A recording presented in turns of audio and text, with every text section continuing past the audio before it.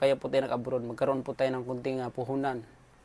Hindi po tayo nag-abroad para po yumaman tayo. Wala pong yumaman sa abroad.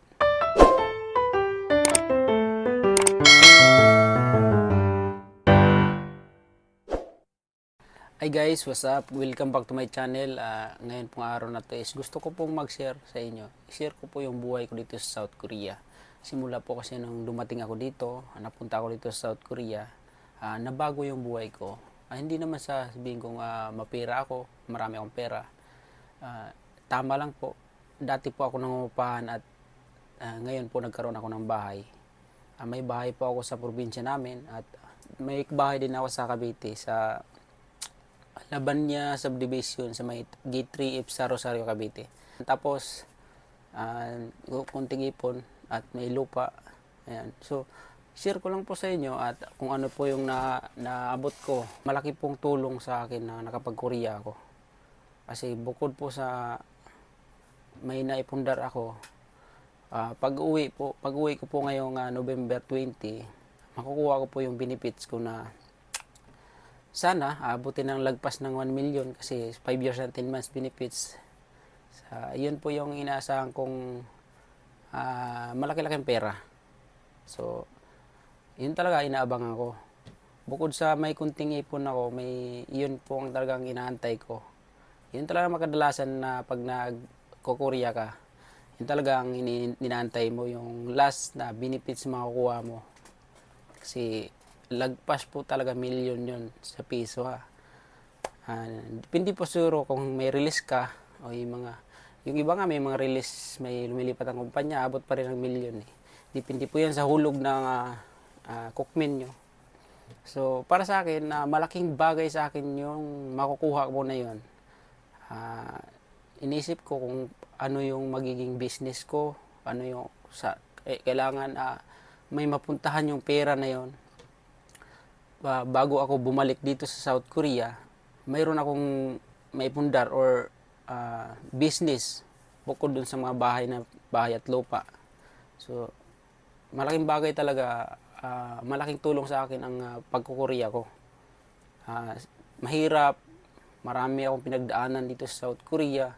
Mahirap magtrabaho, pero kinaya namin, siyempre, para sa hindi naman tayo nag-abroad para po yumaman eh. Nag-abroad po tayo para para magkaroon tayo ng puhunan, paano tayo magsimula, mag-business. So yun po yung kaya po tayo nag-abroad, magkaroon po tayo ng kunting puhunan. Hindi po tayo nag-abroad para po yumaman tayo. Wala pong yumaman sa abroad. Sa business po tayo mayaman. At sa diskarte, kung ano yung mga diskarte natin. Galing na po akong Japan, dati 3 years, as a trainee visa. So, kung ako'y mag-Taiwan, galing akong Japan, tapos mag-Taiwan ako or mag-Saudi ako, parang parang maninibago ka sa sahod, siyempre, sa sahod. Manibago ka. Kasi galing Japan, mag-apply ka ng Taiwan or Saudi, parang pangit, di ba? Kasi kinulang ako nung Japan ako.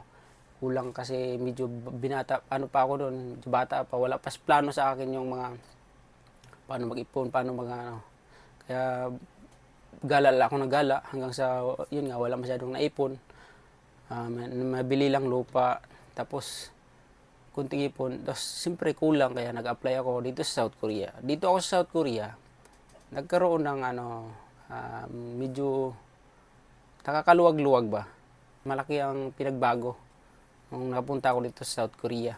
So, kayang-kaya naman ang exam kung talagang magpursige ka. Kasi Korean language lang naman ang pag-aralan mo. Para ka lang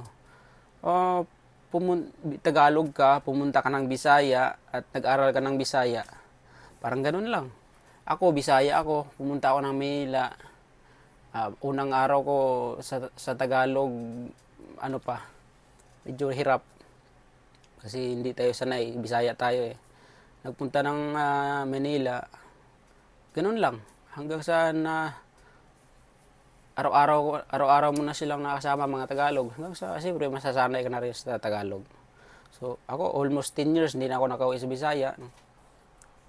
Pag nagbisaya ako, hindi matigas Tagalog ko, pero pag nagbisaya ako, Minsan hindi mo maiwasan na mahaluan mo silang Tagalog. Kaya minsan sabihin nila mayabang ako kasi napunta ako ng Manila, nagtatagalog na ako.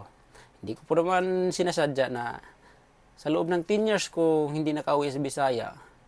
Minsan, ang Tagalog ko talaga halatang Bisaya. Pero pag ako magbisaya, mahaluan ko talaga ng Tagalog, kunti. Yun talaga. Hindi ko po talaga sinasadya yan. Kaya yun talaga. Parang ganun lang, nag-aaral kayo ng Korean. Ganun lang po yun. Sanayin mo yung sarili mo na araw-araw mo siyang pag-aralan hanggang sa masasanay ka. So, ganun lang po yung tips sa inyo.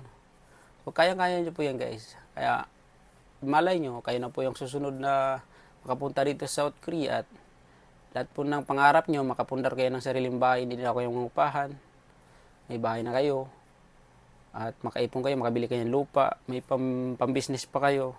Malaking bagay na yun sa pagsisimula sa buhay nyo. So, hindi po tayo mag-abroad para po yumaman. Pag abroad tayo para magkaroon tayo ng puhunan, para makapag-umpisa. So, yan sana makakuha kayo ng tips, no? Kung paano dito mag-apply sa South Korea at kung gaano ka importante kung makapunta kayo dito sa South Korea. Malaki yung pinagbago talaga. So, yun. Sana makatulong ko sa inyo. Sa mga hindi pa nakapag-subscribe sa akin, baka naman para updated kayo sa sunod kong video. So, maraming salamat po sa inyo guys.